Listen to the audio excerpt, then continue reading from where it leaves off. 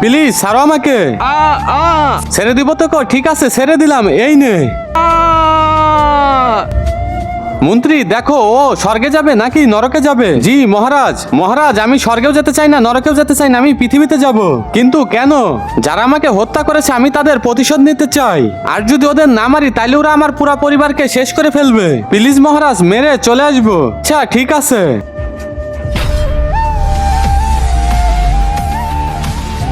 বাঁচাও, ওরা আমাকে মেরে ফেললো, তাড়াতাড়ি কেউ বাঁচাও বন্ধু, আমাকে তাড়াতাড়ি বাঁচাও। আবে শালা দাঁড়া।